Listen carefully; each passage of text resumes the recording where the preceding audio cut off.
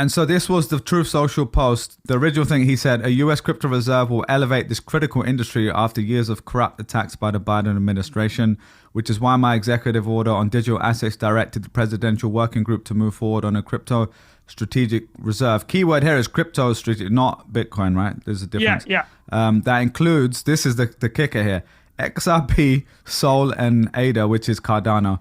So that's Ripple, Solana, and Cardano. And again, keyword here, that includes. That doesn't mean it's only that.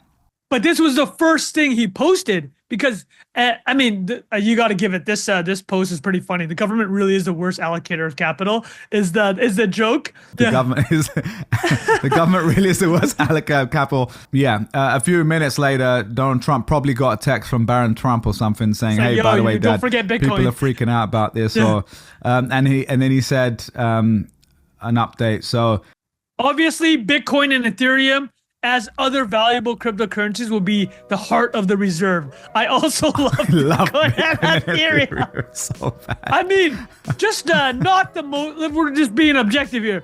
Not the best rollout for a crypto for a reserve. All right, welcome to another episode of No Investment Advice. Trung Phan, Bilal Zaidi, what's going on, Trung? Big week ahead. Jack is not here, unfortunately. He's still not feeling 100%. He'll be back hopefully next week. Dude, there's a thing, man. It's been going around. Yeah, man. It's been going around. I'm not gonna say the word. I'm not saying the C word. Nah, man. It's like it's parenting too, man. You know, like when your kids start coming home with this cocktail of. Oh my God, man. Just like you never know, man. You send kids in environments. You're just waiting. When I hear my kid cough or like have something, I'm like, okay, it's coming. I'm just gonna get it. 3 to 5 days. It's like it's like clockwork, right? Like business reply. But yeah, man, I'm the same. I'm definitely got that a few weeks ago as well. So going around, I have no kids, but just going on the subway, man, that would do it for you. Yeah, of course, Hit right? the sauna. People be coughing in there. You know, I had to give that a pause. All right, Trung, let's talk about what we're discussing today. Crypto reserve. Trump did a little flurry of tweets on, well, they weren't actually tweets, Truth Social posts on Sunday. We're going to break that down. Obviously, we've been discussing that for several months, the speculation around this. So we'll break that down today. Also, one of the favorites of the NIA boys, Skype, is shutting down in May. A lot of nostalgia. Trung, for a preview, how much did you use Skype when you were living in Asia? Oh, bro, it was in general? That sound. My dad still uses Skype. Yeah, whatever. Dude, yeah, my dad still uses it. One person calls me on Skype. I keep the app for one person. It's my old man. But yeah, it's well, he's gonna have to change it in May because it's going away. So Teams, might have to upgrade to some Microsoft FaceTime. Teams. Yeah, could you imagine that Teams, Google Meet or some shit like that? All right, so we're talking about that. Obviously, the Oscars were also last night, so we're going to talk about that. Honora won Best Picture. I watched it. It was quite fun. We'll talk about that. And then Mixue is a Chinese company, a fast food chain. Tea and beverage company. Tea and beverage. Okay. By location, here's a teaser. It's the largest one by location in the world now, and just IPO'd, 14 billion market cap. Wow. So wait, this is bigger than Starbucks? Does it count? No, by location count. Yeah, by location count it is. But okay, cool. But you'll understand why the market cap's a lot less. So let's just say they're not getting them Starbucks margins. It sounds a bit like you always say the ARPU is a little different in the different regions of the world. The average revenue per drinker. The ARPU. There we go. All right, Trung, let's get into the crypto reserve stuff because obviously, it looks like you got a meme of the week actually. Yeah, I got a meme of the week for you. That? Here it is, man. Why don't you tell the listeners what you see? All right, so it says Cardano learning is part of the US crypto reserve plan. I did see this last night. This was good. And the guy in the picture is pointing like me? Really me? Like that sort of thing? Like, do you know how surprised you must be if you had Cardano bags and you're like, hey, President Trump just announced a crypto reserves. Like, oh, wow, amazing. Or when you see up 60% in one day, or you see Ripple, XRP is also... we tell people read through the post. What did I'm going to pull up President Donald Trump post? Tweet or let me give some context here.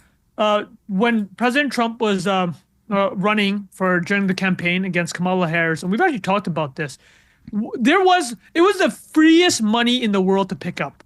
There is no anti crypto constituency. Actually, Bilal, can you let's I want to chat about something. All right, go on. Do you see, as a matter of political campaigning, I want to ask you, do you think there was an anti-crypto constituency? Like if you said I'm anti-crypto, who are you appealing to? Yeah, you're like, right. Seriously. There wasn't too many people who cared. Right.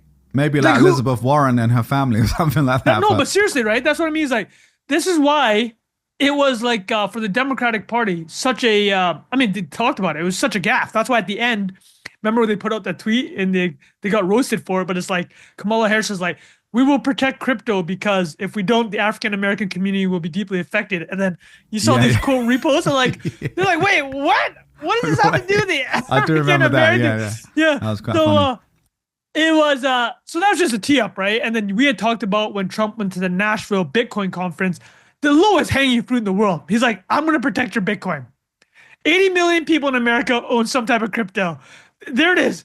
There is a big political constituency. And even if 10% actually care or whatever, it's a significant number of people. Single issue voters, right? You're right. What if 10% are single issue voters? It's like, I care about my Bitcoin bags. That's all I care about. There's 10 million voters right there. So that's the tee up. So he made that.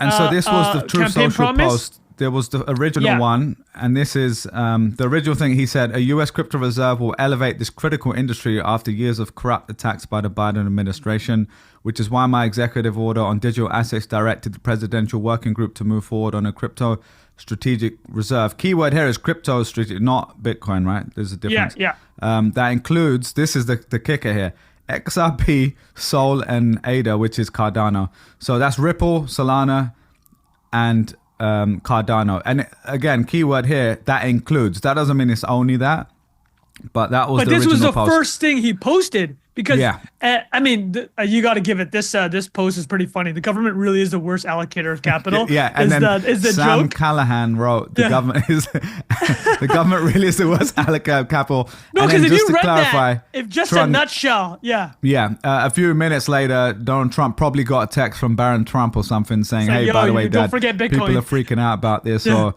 and then he said an update. So, and obviously Bitcoin and Ethereum as other valuable cryptocurrencies will be the heart of the reserve. I also love Bitcoin and Ethereum. So bad. I mean, just not the most, we're just being objective here, not the best rollout for a crypto, for a reserve. But I just want to hear, I'm going to give you my top line response to it all. Yeah. It's a mistake. It should only be Bitcoin. That's it. Yeah. The Bitcoin there should not be a crypto reserve, and we'll talk about why. It should, and dude, don't take my word for it. Let me read you the tweet from Coinbase CEO Brian Armstrong. Yeah. He obviously has to be a bit diplomatic because he a lot of political lobbying by the crypto industry and by Coinbase, the Fair Shake Coalition, which is what Jack had mentioned. And we're talking about, voting blocks. I think they were the largest lobbying for this campaign, $200 million. Crypto as an industry. So I'm just going to read. Let me just read here what Brian Armstrong, the CEO of Coinbase, said. Excited to learn more. Still forming an opinion on an asset allocation. But my current thinking is, 1, just Bitcoin would probably be the best option. Simplest and clear story as a successor to gold. Michael Saylor agrees with that post, but he also says, number 2, if you want to make it a crypto strategic reserve rather than a Bitcoin strategic reserve, you should probably, this is what he says, if you want more variety, you could do a market cap weighted index of crypto assets to keep it unbiased. I agree with that. And to be fair, they haven't told us the details, and we should say that up front. Like, he was supposed to have some sort of press conference.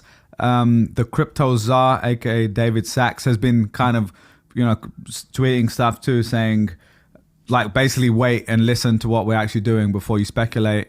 Because he's been getting a little bit of heat because he's, apparently had some bags. His venture fund too. Was apparently, so I saw a couple of posts. It was Craft Ventures invested in Bitwise. I think. Yeah. Yeah, and the top 5 holdings of Bitwise, crypto-wise, just happened to be the 5 cryptos we mentioned.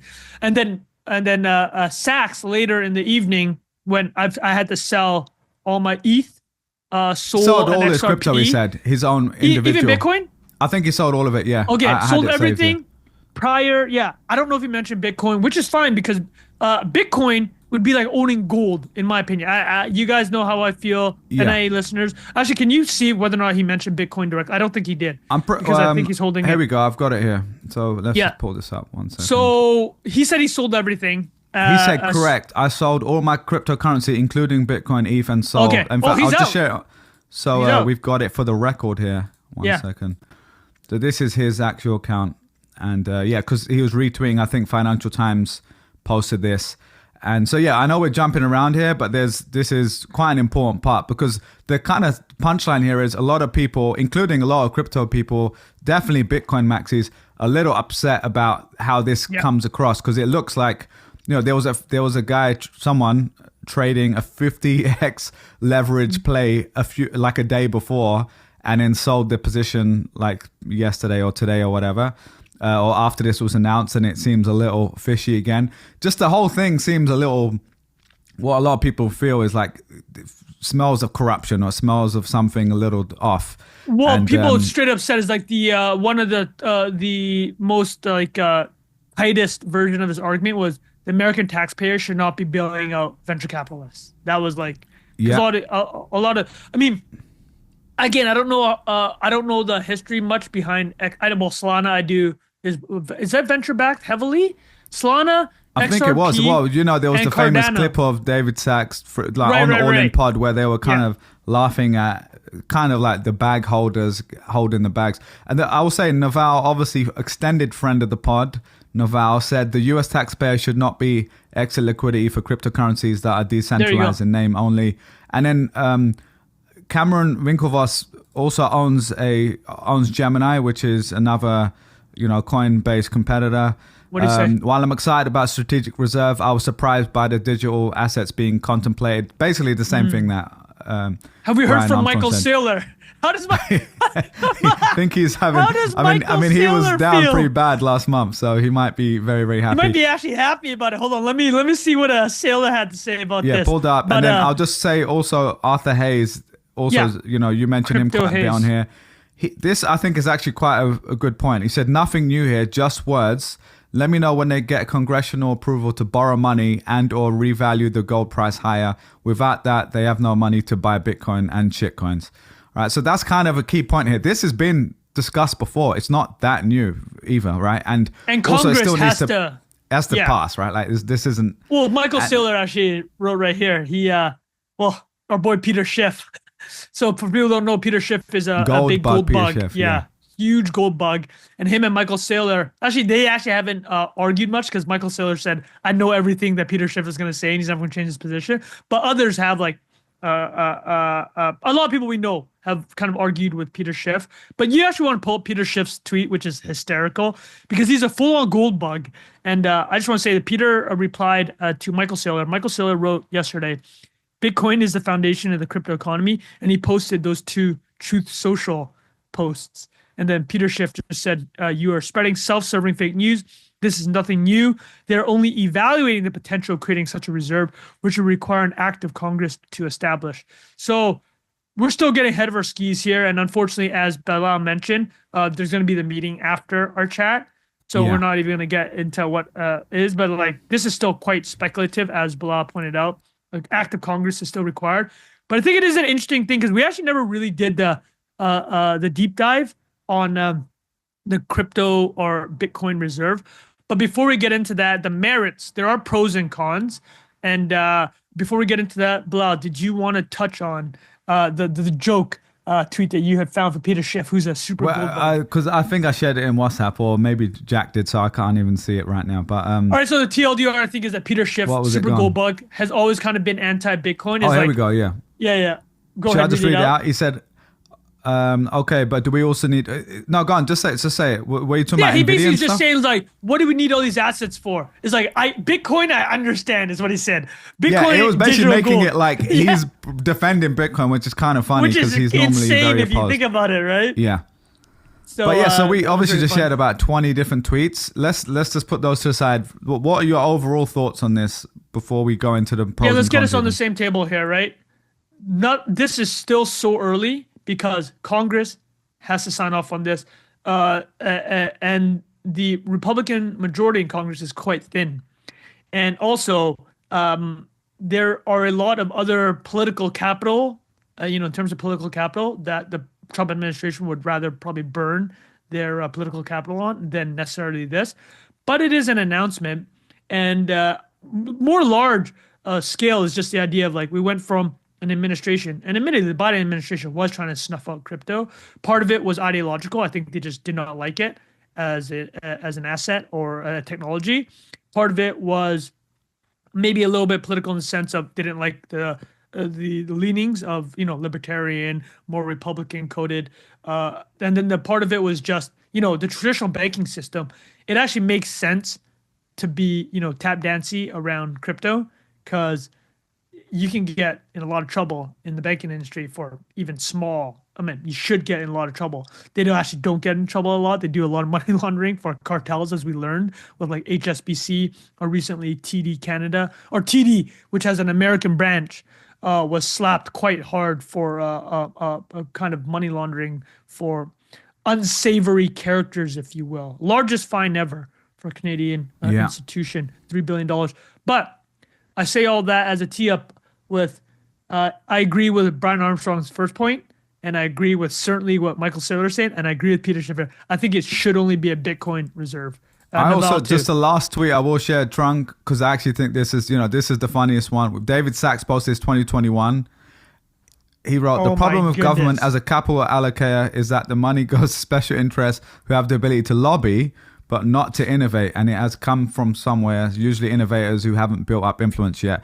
Lots of people are responding to this now, like in the last 24 hours. And look, I'm not trying to throw David Sachs under the bus. I think we want to hear out what's actually happening before we fully judge all this.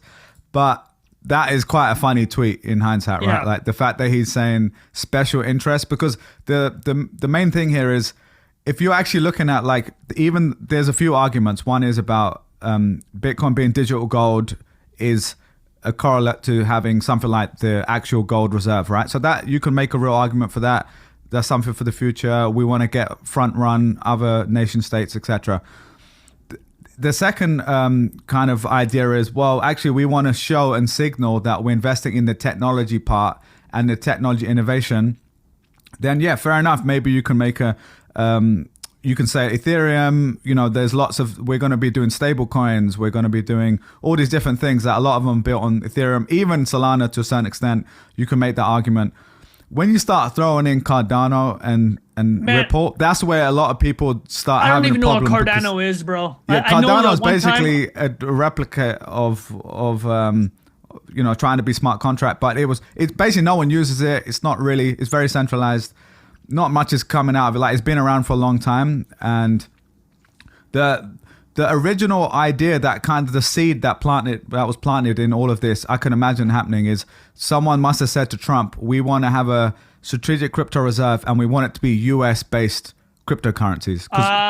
And that is the only angle where I could see that even making any sense. But again, if you go back to the essence of what all of this is supposed to be about, it's supposed to be decentralized. So just to be honest, the whole idea of the government having to do this thing to save everyone is like, it's all a bit stupid, to be honest. It's like, well, hold on a second. Cardano and XRP are US based, is that correct? Yeah, exactly. And they, I don't know enough about Cardano, but I know the Ripple guys I think they donated quite a significant amount of money as well. So there's just this like doing a favor sort of thing. Now they might argue minimum, they're one of the largest market cap crypto, so they could say, well, we're going to be included because we're one of the biggest. Right.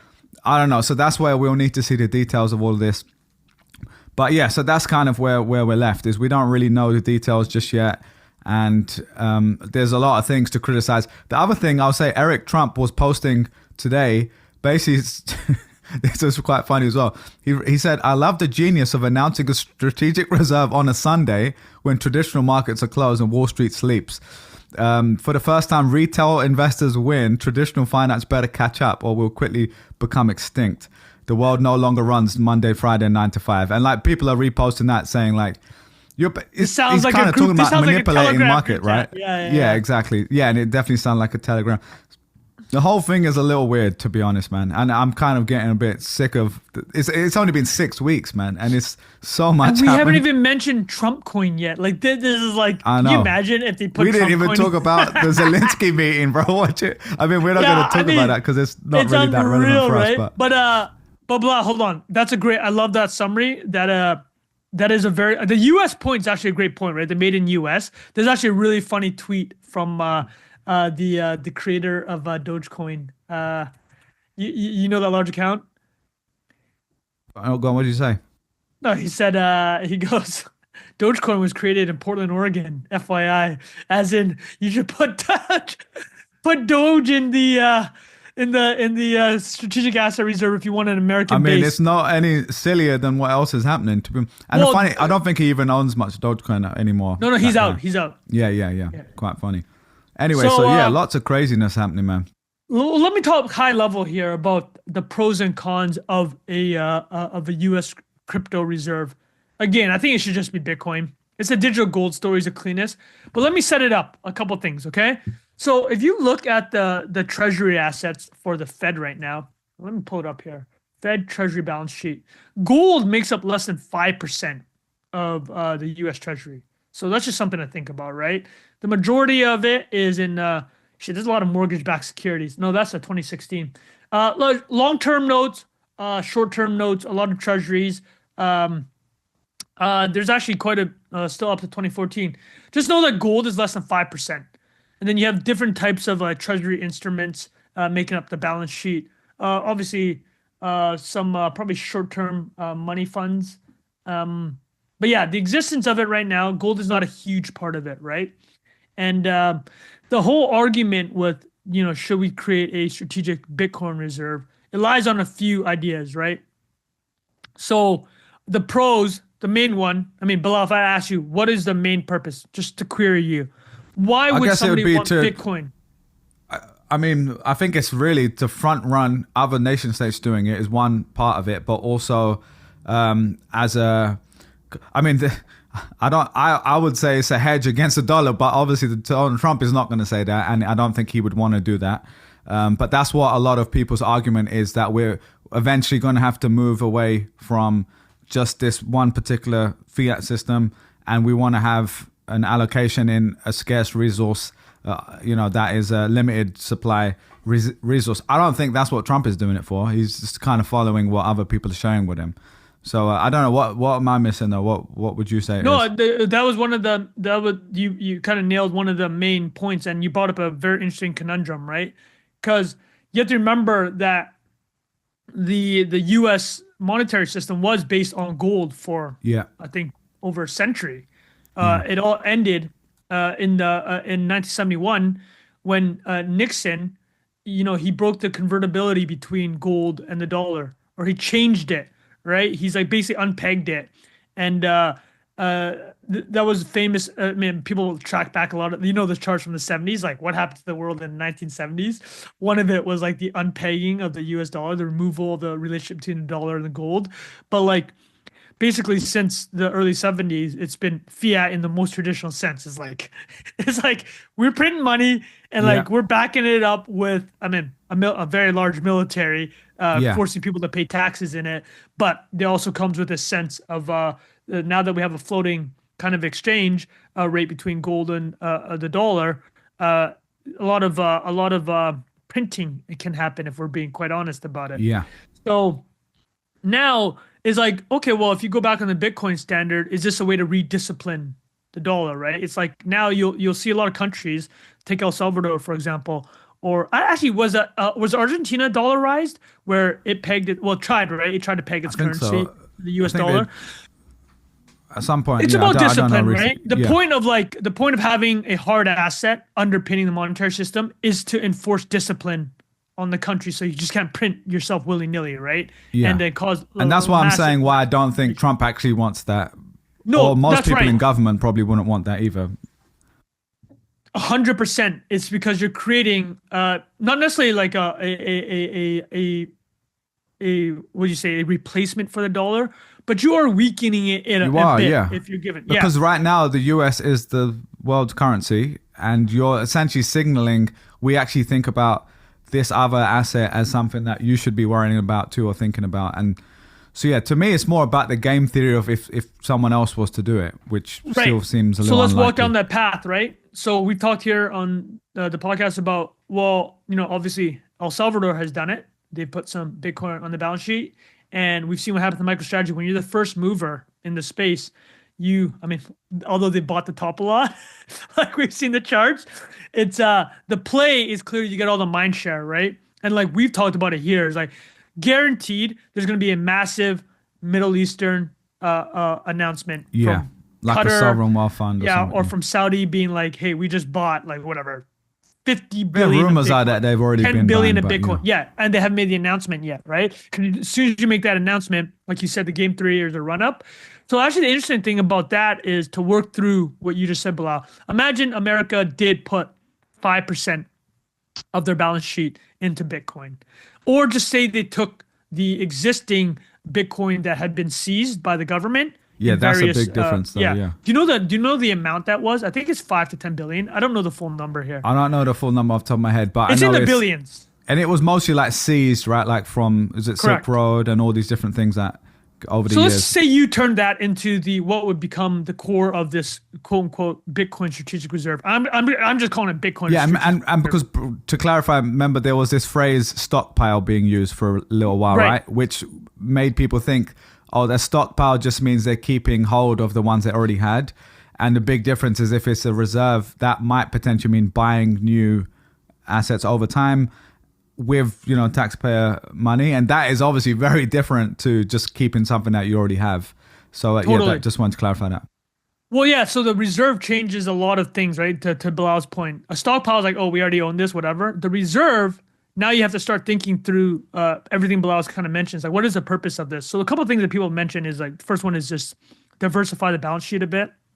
A bit of it is like the idea of if you have this reserve, you're disciplining the fiscal arm of the entire government, right? It's like, okay, you have to be able to control your spending. The monetary side is like you're trying to get in concert all these elements to like. It's just like a signal to like, we got to get our spending under control. It's like kind of how Doge is the same signal. Whether or not Doge is actually saving money for the government right now, the fact that it exists is kind of sending the signal of like, we need discipline either on the monetary side or on the fiscal side. Doge is very obviously the fiscal side. For Bitcoin reserve, it'd be on the monetary side, fiscal monetary discipline. It's like you kind of just print yourself willy-nilly, right? And then, but this is where, to Bilal's point, okay, what is the purpose of this reserve? Like, why are we having this? So things that have been mentioned, and I believe Senator Cynthia Lummis. Oh, I can't remember what state I think she's Wyoming. Yeah, she's very pro. Yeah. State is the American. Yeah, Wyoming. She said that a part of reserve, and it goes back to Bilal's game theory. If you're imagine you're America, right? I mean, can you imagine the theatrics that this will happen when they announce the amount? And Hurricane Donald is going to want to throw out a wild number, right? He's going to want to be like, we started our Bitcoin reserve 50 billion Bitcoin, right? He's going to have some crazy number. And then you front run, and let's say Bitcoin doubles over the next year, right? So now the Senator Cynthia Lummis from Wyoming has said, you can take some of that money and pay down the national debt. So she's saying it's actually strategic in the sense of the Michael Saylor sense, as in this will be the sponge for so much capital that it would be in the national interest to have an asset that, in her mind, obviously, will increase no matter what. She's playing the Michael Saylor card, right? 13 million a coin kind of idea. I don't know if that's her number, but that would be the perception. So there's that element to it. And then obviously the risks are massive, right? Is like, what if Bitcoin gets, the thing we always worry about. Because gold doesn't drop 50%. Like that's the thing. It's a big difference. So does the taxpayer have to make up for the shortfall in that case, right? Is like, that's the other side of it. There's always the risk of, it's been going on for 15 years, right? It's the biggest bounty in the world. Can you actually crack Bitcoin? And people have been trying it. The smartest people in the world are trying to. And as we talked about last week with Bybit, the way it usually happens is not the actual protocol itself. It's just normal social engineering, right? And then the main one, someone with an OTP for the government's login on Coinbase. you imagine? guarantee they don't even have the 2FA in a lot of these government things. Yeah. But the threat to the US dollar is the main, is actually the biggest con. So the pros that we kind of talked about is like kind of a disciplining mechanism for spending and monetary policy, and then potential debt reduction if Bitcoin actually goes increases. up over time. Yeah. And then to Bilal's point, the biggest problem here is going to be loss in the US dollar, whether or not that's the intention. But yeah, it is a big issue though, because if let's say Bitcoin becomes a larger and larger part of the balance sheet, right? Then people are going to be like, actually, if America owns quite a lot of Bitcoin, they're actually more incentivized to allow the dollar to move into the post-dollar world, which will historically be inevitable. Every major empire. That's kind of the point. Yeah, pound, right? I think that's the pitch as well. Is to him is essentially, which I don't think it's to him necessarily like this, but the point is this is going to happen either way. And do we want to get some upside on that or not? That's kind of the pitch. I'm not saying that's true, but but at the same time, like I said, I've heard him say specifically, keeping the dollar strong is one of the most important things. To Bilal's point, right? The British pound. The British pound used to be the reserve currency of the world, or however large the global trade was. Obviously now it's much different, right? And then after basically World War II, clapped the finances of that country, understandably, and America inexorable rise afterwards. But yeah, exactly. Bilal, that's a great point. It's like if you were just to play out the reality of the situation, the US dollar will one day lose its reserve currency status. What is next?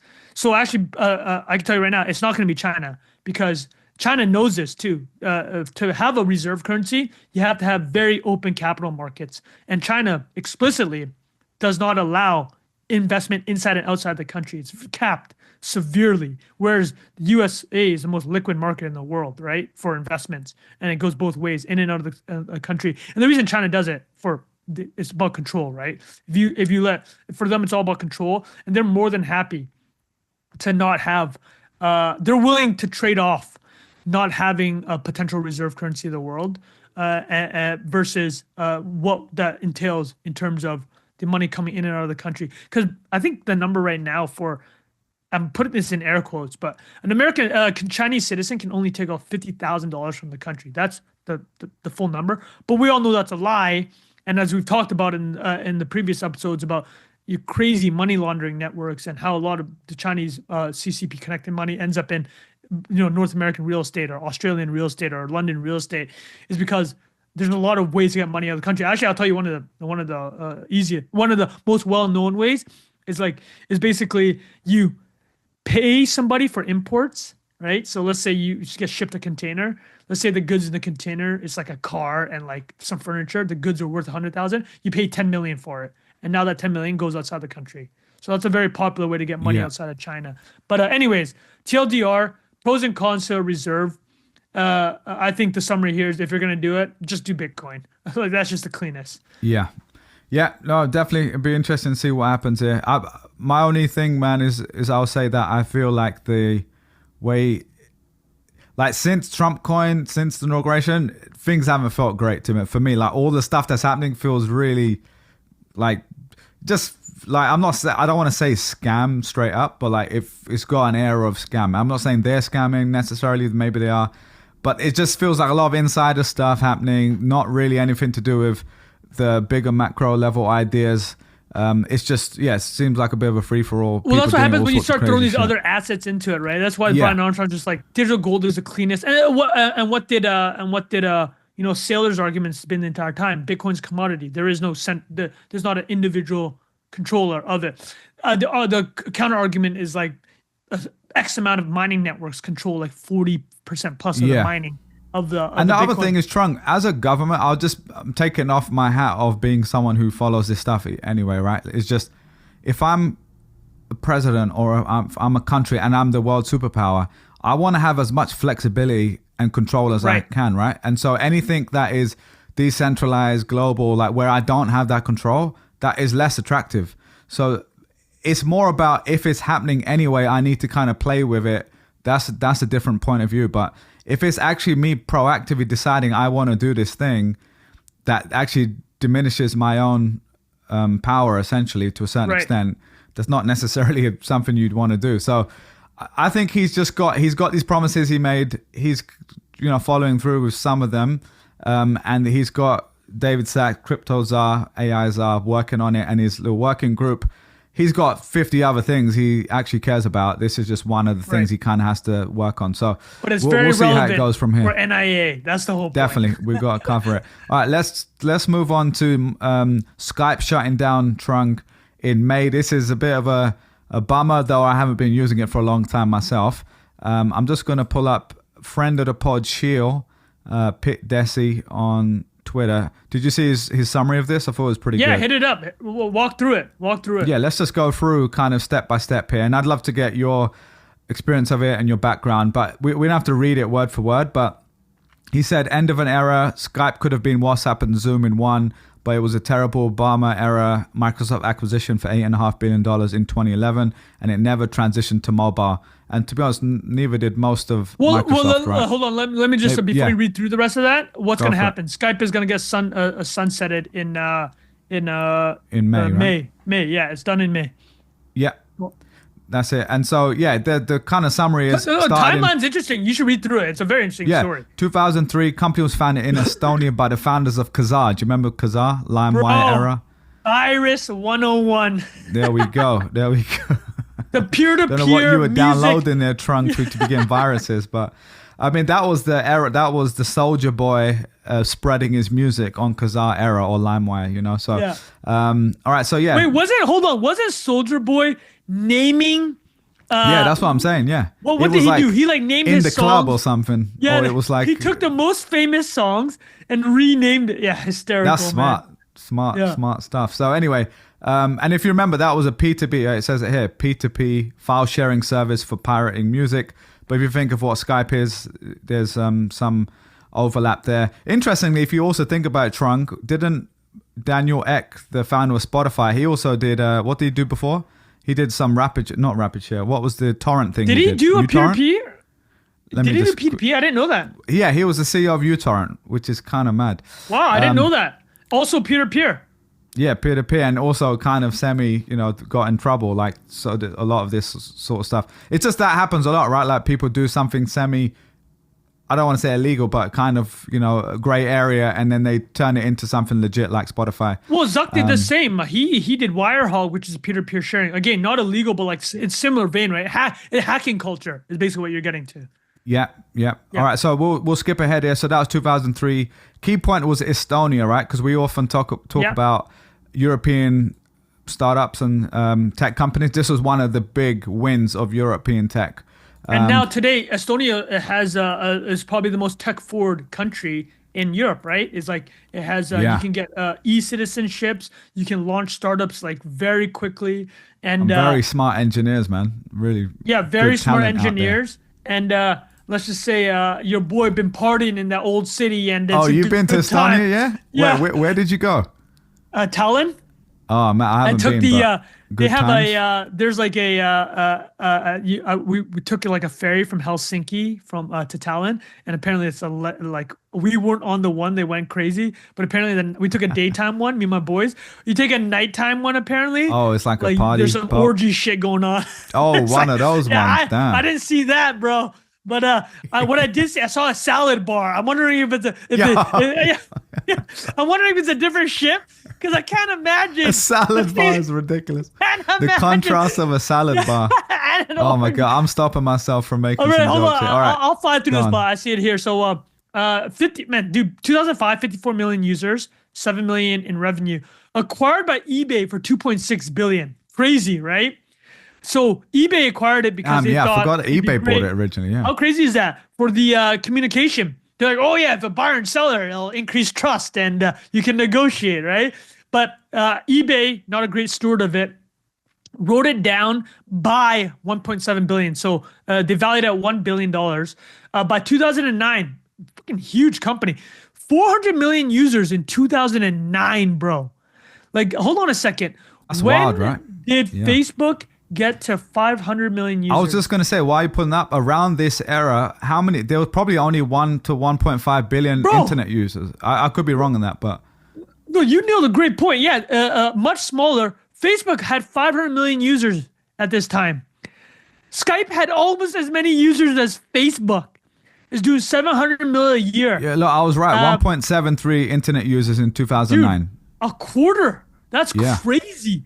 So this is actually one of the wildest private equity tech plays. Pretty early one. Silver Lake, huge PE company, tech-focused PE company, acquired 65% of Skype. I mean, there are other VCs involved, but here is the TLDR. Silver Lake led a consortium that acquired Skype for 2.7 billion. Was it for 1 point? Yeah, valued at 2.8. Sold it 2 years later to Microsoft for 8.5. So they 3x'd it, and in 2 years, crazy. A16Z had a big win here. So there's Om Malik, who's a longtime tech reporter, wrote like kind of a missive about Skype. He followed the Skype team from early days, and he's like, man, this was like such a fumble by Microsoft. And this is like when you talk about the Microsoft, I think so too, you know, like the worst, you know, like when people criticize Steve Ballmer, who is, to be honest, quite unfairly criticized because he made the big bets for cloud that later kind of worked out. Exactly. Cloud and Azure that really worked out. You know, take Office to the cloud, sell Azure as an AWS, Amazon Web Services competitor. He laid that groundwork when Satya took over 2014. But Bilal, like, you know the reputation of Steve Ballmer, right? He's the one that's kind of the managed We've Microsoft. seen the videos on stage, bro. He was going wild, you know. 100%, right? So here it is. Like, here's a punchline. Microsoft took an asset that should have been what Zoom is. So Zoom is worth $25 billion today, 300 million users, right? That's half of peak Skype. And then WhatsApp was acquired for 14 bill. And today, Skype, with Microsoft's quote unquote mismanagement, where they just didn't really care about the product, it's down to 30 to 40 million users. And that's a big lesson now. In 2025, wild, actually, right? to Bilal's point, a 30 million user network is useless for like a big tech company, right? Completely useless. And well, especially at one point, it had, what was it, 600 billion people? Yeah. Sorry, 600 million. 600 mil. Yeah. So I just said billion by accident. I was reading the $1 billion. 600 million users down, all the way down. And I think one of the big catalysts towards the end was they made you log in with a Microsoft account. Do you remember this? And before that, you just had username, password, use the normal email address or whatever. And then after a while, like I remember having this where I was already not really using it. I think actually though, my first ever Creator Lab podcast was recorded on Skype. The first ever one, 2015, son. October 16th. I remember it was my mum's birthday. So it was October 6th. You're OG, bro. Yeah, 2015. Because I remember you had to install. There was an external product you have to install to record the calls because you couldn't even record the calls on Skype at the time. Maybe you can now. And there was no Zoom. Well, there was Zoom, but I don't think it was that popular, so I didn't even know to use it. And a lot of the podcasters then were using Skype for that. And so I remember using that and being like, oh, this is actually pretty good. I still haven't used it for a long time. And I remember when Zoom was really popping off, like after COVID, where it really grew a lot, right? I remember just thinking like, I'd use Zoom a few times for like work. But I was like, man, how's this company growing in 2020? Insane, dude, right? When we've had Skype since 2000, whatever, Hangouts, like all these different things have been out there. People have been using them for video. It's quite an incredible story for Zoom, you know, like the fact that they made something that actually was better. Well, they made it as like a cross-platform, so easy, like one click. But to your point, right? We joke about your former employer, right? All the time. Yeah. Hangouts, chat, voice, a million different things, right? Dude, do they not even have it anymore? I remember Nothing. They got Google Meet or something it's called. So chat. I don't really use. Dude, I use so Zoom insane. Primarily, to be honest. There's chat and Meet. Dude, I was using this stuff I'm looking at my chat history here. A lot of people still use it. I mean, because if they're using for enterprise, like for their own company, I get a lot of links for meetings with that. And genuinely, it's not even about Google or Microsoft. I just like default to Zoom because it's the one that works best for me. So, but anyway, let's go back to Skype. So the big drop off here though was mobile, right? Like you said, WhatsApp also picked up way before Zoom. WhatsApp was picking up, like, especially internationally. 2014. Yeah, no, internationally, you're right. Like what's WhatsApp? Like 1 billion users? Or I think even before, honestly, it says 2011, no? Or no, was I wrong? No, because I was using WhatsApp in Dublin, like 2010, so I'm pretty sure. Yeah, 2009. So that was already in place. So yeah, if you think everyone, when the iPhone came out a year or two later, everyone's doing cross-platform discussion, whereas in the US, WhatsApp wasn't really that big because a lot of people had iPhones, where everywhere else in the world there was Android and iMessage, like incompatibility. That became kind of like the primary text messaging service for most of the world. And Skype kind of slowed down, and then we got Zoom doing video later, Hangouts in between, or whoever else. Skype kind of becomes irrelevant, and it's just it's a massive. I mean, they had such a head start, man. What a big fumble, dude!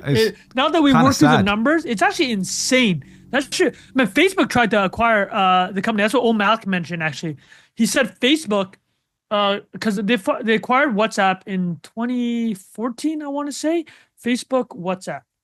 So they're ready, obviously, to drop dough, right? Acquisition, and then obviously acquired. 2014, 16 bill in 2014. Dude, Skype, what a fumbled asset. Crazy. You're right. That's a TLDR. And then let's talk a little bit more nostalgia. That sound, bro. But I was just literally about to pull up, just for the listeners, for our younger listeners who never did this noise.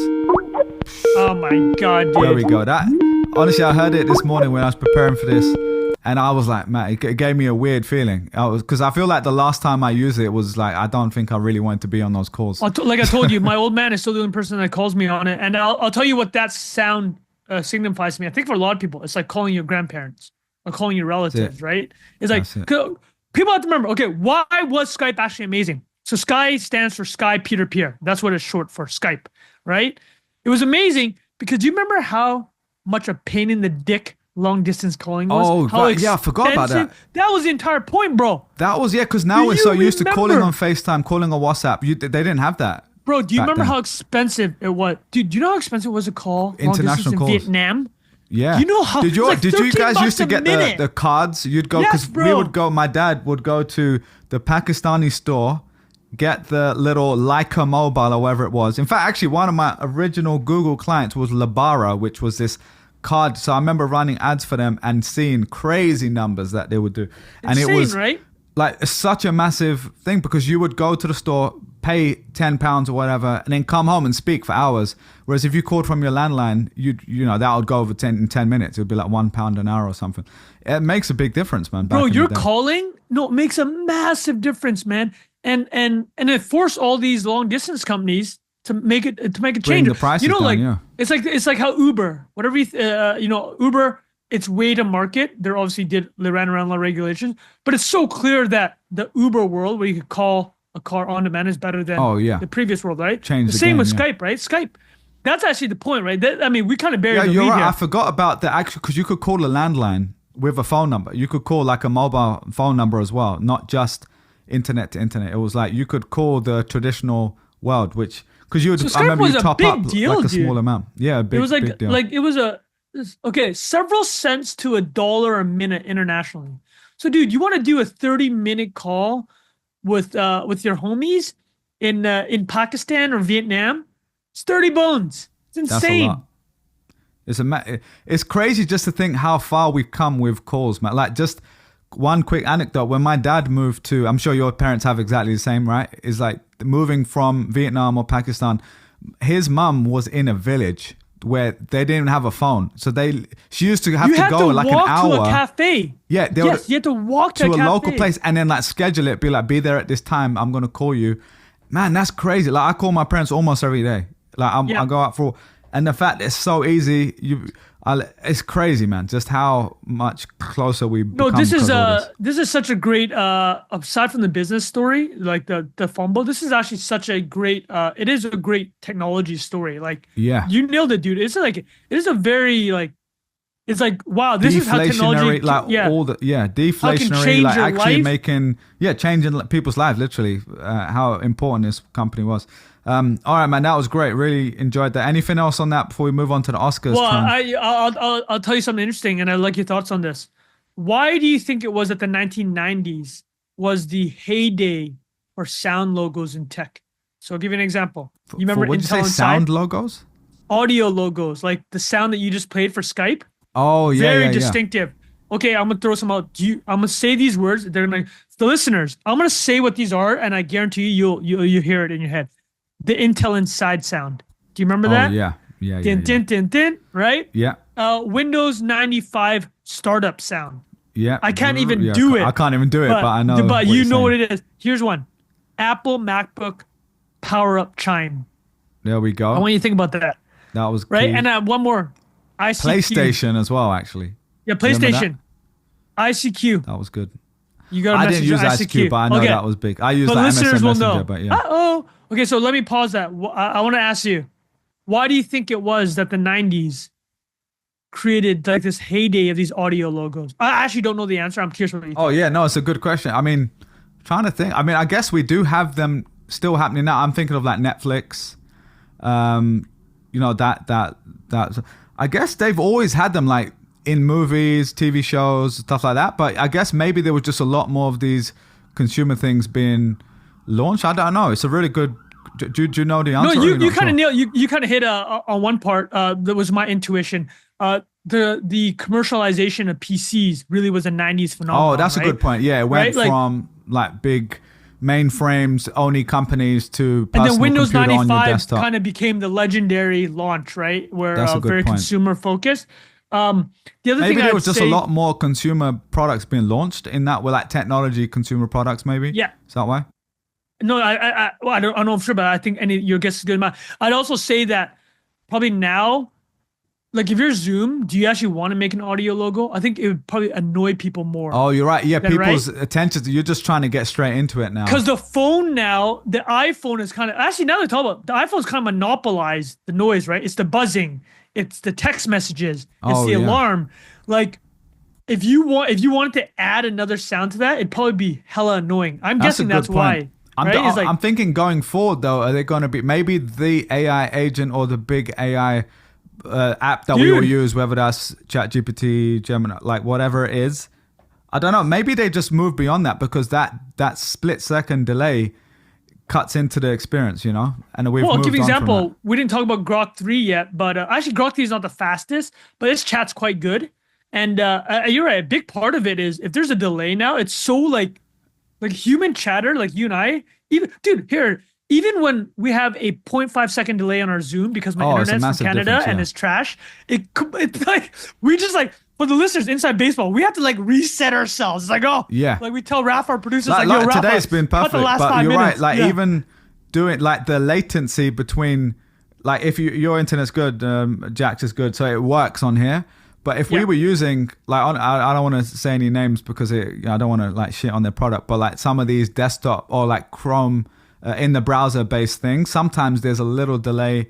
And to me, we use Zoom, even though it's like a 8 out of 10 sound, the 10 is 10 out of 10 like ease of use and latency. So for me, especially when you're doing 3 people, that is more important in my opinion, just because the vibe, like a lot of our stuff is like building off each other and like going back and forth, the timing of a joke, like you're going to miss that if there's a 0.5 second delay, you know what I mean? So, but yeah, that'd be interesting to see if there's, I mean, trying last thing on that, even like movies, like if I watch a movie from the 90s or like 99 or 2001 or whatever, you know, the beginning of the credits that are rolling in the beginning, do you not find yourself comparing it to now and being like, wow, they're taking ages to get to the movie? Yeah. Well, like, because our attention span was so different. Yeah, you press skip. And it's just like back in the day, you would just have more patience for that. Now you're like double click. You know what? Let me actually clear. I really love this conversation about why there's less audio logos now. But I think we've kind of touched on everything. Let's summarize it. There's just more competition now. It's like in the 90s, there wasn't a lot of audio competition, right? It's like That's true for your but now it's like, could you imagine now, like if every brand, if every brand tried to make an audio logo, you'd be so annoyed. I would say like podcasts to a certain extent. There are like certain podcasts that do have one like that. Like I remember for a while, like Gary Vee was trying to popularize that. Do you remember that? Well, you know what? Well, I'll give you an example. Joe Rogan, you know that sound. Oh, that's true. Yeah, it's like, or but it's like, the intro but that's music. different, right? Like, it's not for a tech product. It's for like you said, it's competition for your ear now. Yeah, it's yeah, that's what it is. Right? It's like it's the ones that win are gonna be the podcasting one. It's like, do you actually want to hear like a Slack? I mean, you can hear it. You'll get the Slack buzz if you want. So I don't want to hear that shit. Yeah, and I think we all are so used to turning everything on silent too. Yeah. You know, on our phones and stuff, that we're like, oh, we don't want because more it's so annoying. notifications. It's just PTSD. That's like, another thing. It feels like a notification. Do you know? Because we already get too many notifications. So for me, I'm like, any sound but extra, a Skype call, ICQ message in the 90s when, like you said, when you had to walk to a store to make a long distance, that shit must have felt like manna from heaven, bro. It's just like, Eddie Murphy has this great bit about, if you were on the African savannas and you didn't eat anything for a week, somebody gives you a Ritz cracker, it tastes like steak, right? It's just like he's talking about. It's like the hedonic treadmill. It's like nowadays, if you heard an audio logo, there's zero excitement, bro. It's like it's annoyance. I think that's what it is. I love that we talked this through. I think I'm going to write about it. This is a great topic. Yeah, I'll add this one to it. MSN Messenger. Sorry, I know if this is getting long, but do you remember this noise? Play it. Oh, dude. That was. Dude, there were so many. That noise to me is literally like teen years trying to learn how to chat to the opposite sex. Just girls at school at 3:30. That's the game. The 12-year-old game on that noise was just there developing. You know what I mean? All right, man. Let's move on. That was times, a good. All right, let's talk about bro. Oscars real quick, and then we can roll it out with the IPO Mixue. So real quick, did you watch the Oscars? And I guess you won't talk about this. Does it still matter? Because I didn't watch it. And I remember like back in the day when the Oscars was on, it was like an event, right? Like everyone is like talking about it the next day and you're like, oh, who won the best movie? And well, dude, that was a viral thing we saw, right? Yeah. Oscar viewership by year, right? This is, I'll just pull it up here. Bilal, you want to read through that? This is millions of viewers by year. Go ahead. Go on, read it, because it's hard for me to see the numbers. This is insane. 2000 was 46 million live viewers. That's half the Super Bowl. That's massive. Wow. And just to fast forward, 2024 was 19, so like less than half. Exactly, less than half. I mean, so still, interestingly, in this Trump, day and age, you see from 2021 was the low and it's come back up. That's interesting. Yeah, so people, again, like what we talk about, people want event viewing, right? It's like the event viewing still happens. And it's crazy, though, how much it dropped. So the question, let's just walk through the winners, right? Oscars 2025 winners. Anora won Best Picture. Yeah, so let me walk through this. I'm gonna walk through it, then I'm gonna ask Bilal because he actually saw the Best Picture winner. I did not. So Best Picture was Anora. I think it's about a stripper, but Bilal can tell me whether or not that's correct. Fun movie, man. Based in New York, in Brooklyn as well. Best Actress, Mickey Madison, the lead from Anora. Best Actor was Adrian Brody from The Brutalist. Best Supporting Actress. Did you watch The Brutalist, by the way?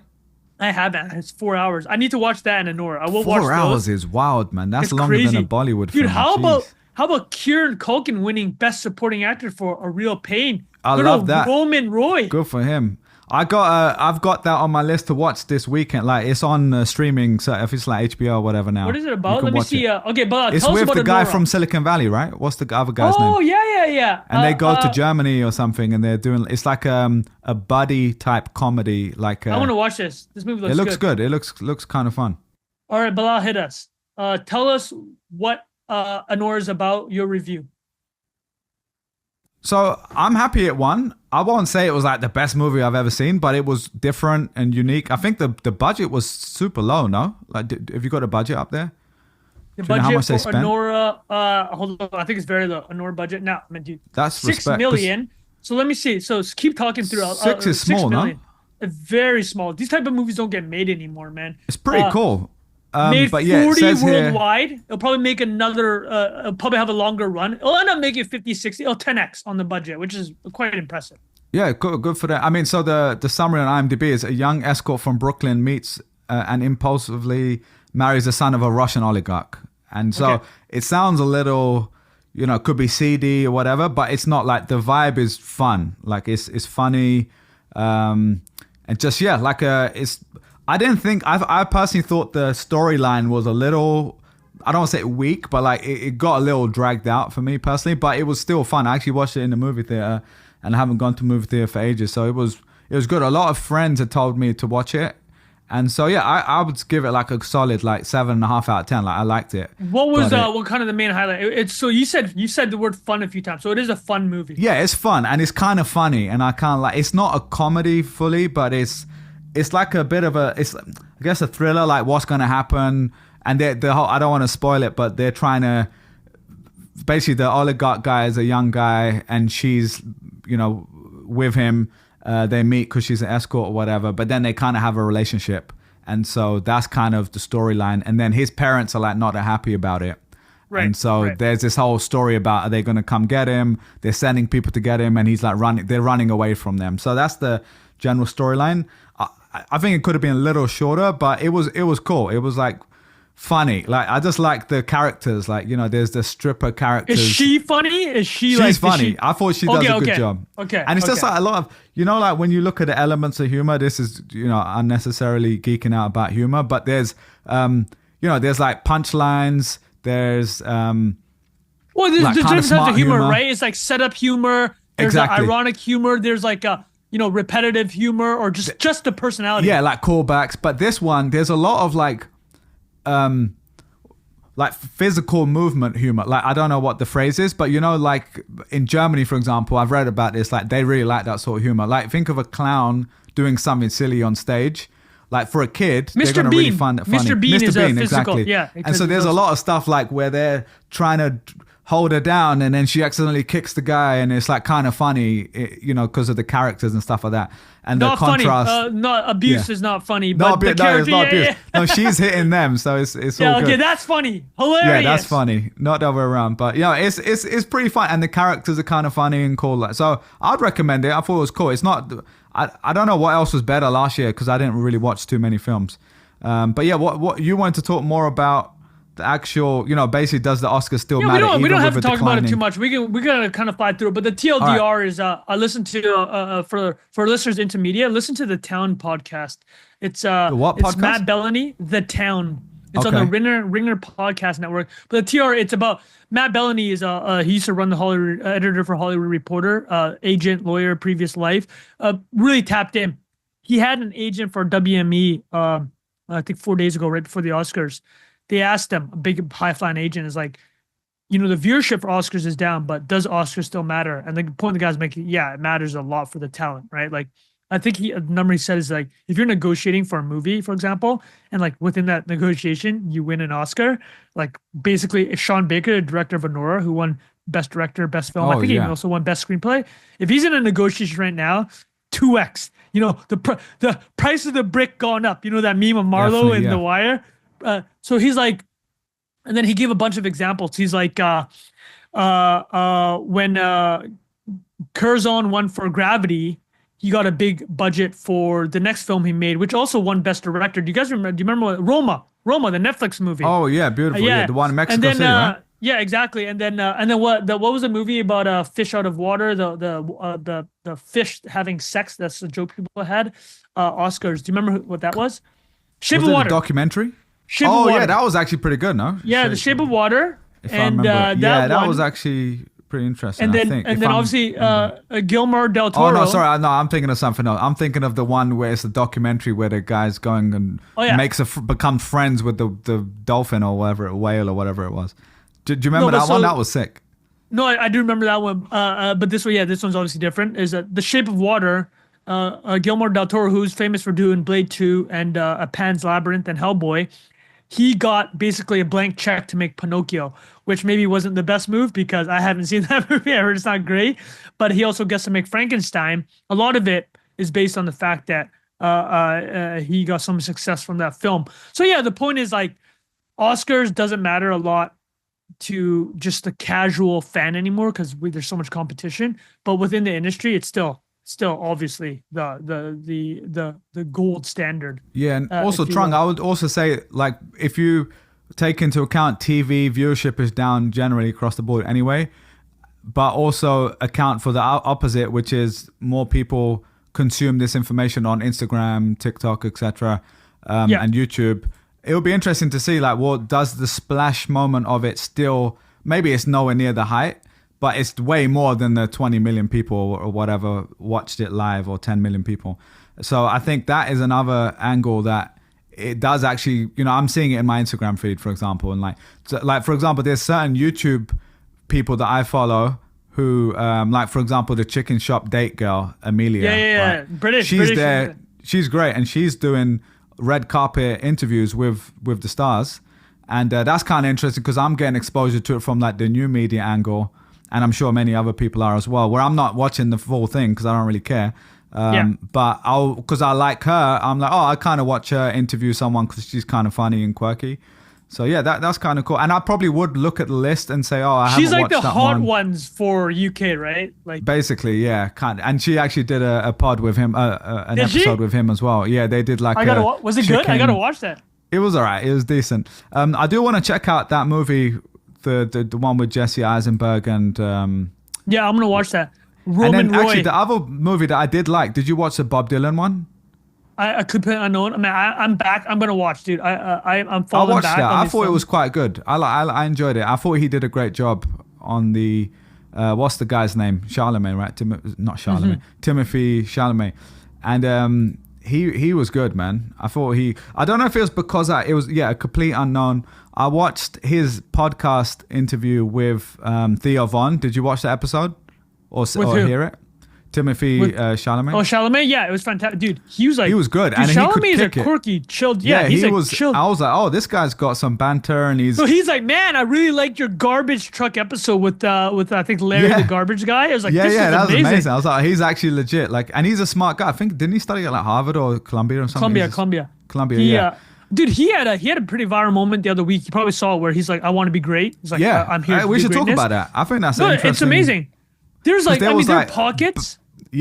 Of annoyance, right? People are just like, there's this idea, and he had to hedge himself. He's like, I know you're not supposed to say this, but I want to be great.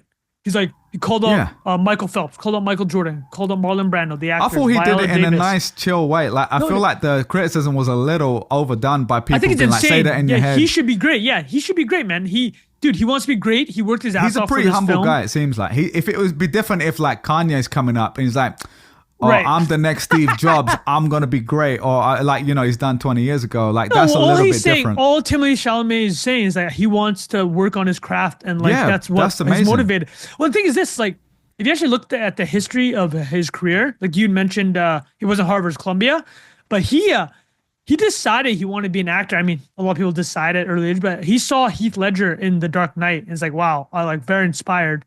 R.I.P. Heath Ledger, but. He asked his parents after watching that film to put him into like an arts-focused high school. So like, like this guy, he's 29 years old now, I think. So he's been in this industry for 16 years or trying to be, right? Like he mentioned athletes and he treats it like athletics. Like he's taking it very seriously. Yeah, I respect that. I think I personally think, I honestly, I didn't watch the full thing. I just saw the clip, but I think I'm fine with that. We need more of that, man. Dude, we need more. Yeah, we need more of this. I'm happy with that. Yeah. In a humble way, like not being a dick, but if he's, and I like that he kind of acknowledged, I know you're not supposed to say whatever because he knows he's going to get backlash. But anyway, but even the fact that he had to do that just speaks to the times, everyone. Right? Even the fact that he has to say that speaks to the time, which that's insane, you're right. It does speak of the times exactly. All right, Trung, should we let's roll? Wrap this up. Yeah. Let's wrap up with the IPO. Mixue Chinese. I don't know anything about this company, so. Largest I'm going to play some. So this is I'm going to give. I'll give the listeners here. We'll tee up. We'll do this very quickly because I was putting your radar. It's a very big IPO out of China and just in the retail F&B space in general. So I'll show you first this chart, Bilal. So this is from the Wall Street Journal. Take a look at this chart. These are the largest fast food chains by locations. So McDonald's is. So McDonald's and Starbucks have been between 30 and 40,000 for basically the past 5 years. Obviously massive. I think they're 42 and 40 respectively now. Subway's gone down because it's the biggest piece of shit ever and it doesn't even sell real bread. But real tuna apparently. Do you remember that? Or real tuna, right? That was wild. The lawsuit. So Mixue's been grinding. But like these guys really just popped off. Just to put it in perspective though, Mixue went from like 8,000 stores in 2019 to more than 5x. But like, this is not apples to apples comparison. Yeah, like a billion people. Yeah. Yeah, and also, well, it's China. Yeah, exactly. A majority China-owned companies, but they've also spread out to 11 countries in Southeast Asia. Oh, wow, okay. And also Vietnam. The cost per location would be a lot less. Exactly, right? Tiny, right? Like these stores are quite small. Vietnam was the first expansion, 2018. Then Australia and South Korea and Southeast Asia. But here, this is the point I want to make. So there's 2 points about this story that are interesting. So, Bilal, how does McDonald's make its money? What's the joke about McDonald's? It's not a that they're a real estate company. They're real estate company, right? It's like I just watched The Founder for a second time. How great is that movie? Weekend, yeah. Yeah, you watched it again. Well, there's a great line in there. He's like, "We're selling 15-cent cheeseburgers just to support rent for the real estate," right? It's like that's the whole point. It's McDonald's owns something like $50 billion in real estate, and they just realized that the best way to monetize and make sure that the renters can pay rent is to like just sell really, really good hamburgers. I mean, good relative. I love McDonald's, but Starbucks also has a obviously interesting business model. Sells coffee, really just at this point sugary chocolate drinks, if you want to be honest, but not apples to apples, right? Which is why Mixue went public this morning in Hong Kong. So is it public is the Chinese? Hong Kong. Hong Kong. Okay. Yeah. So it went public, popped 40% on its IPO. It's worth $14 billion now, whereas McDonald's is worth, I think 150, and Starbucks is worth about 100. So what's McDonald's market cap? 217 is McDonald's, and then Starbucks is 131. So orders of a magnitude less than these other ones, right? But Mixue is interesting because of how it got there. So it sells basically $1 bubble tea, lemon bubble tea, and shaved ice cream snacks. It was founded in 1997, but it only blew up in the last decade, and I'm going to show you why it blew up. It created a mascot. It was a snowman mascot combined with an absolutely insane jingle. So Bilal, can you please play this jingle, which if I ruin your day, apologies in advance for any listeners, because it's a bit of an earworm, and Bilal's gonna play it right here. Go ahead, Bilal. Let's do it. You hear that? Yeah.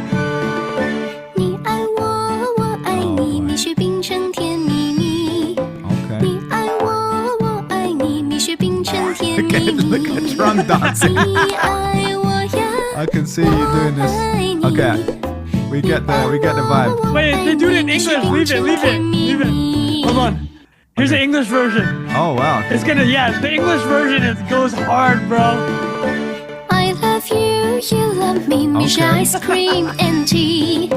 I love you, you love me, Misha ice cream. It's pretty good. It does the job. Well, what's funny, we talk. I'll be singing that the rest of the day. People pointed out it's "Oh Susanna," which is like an old tune, like they just repurposed. But it's funny, we brought up this audio branding and said it's dead. Yeah. And then remember earlier we're like, oh yeah, audio brands are dead. It just that jingle helped it grow into this massive company. So that's one part of it. That jingle in Asia is basically the equivalent of Ronald McDonald and like Colonel Sanders. That's how big it's gotten. Yeah, I can imagine. The second part of the business, super interesting. I'll just read off from something I cribbed from the Wall Street Journal.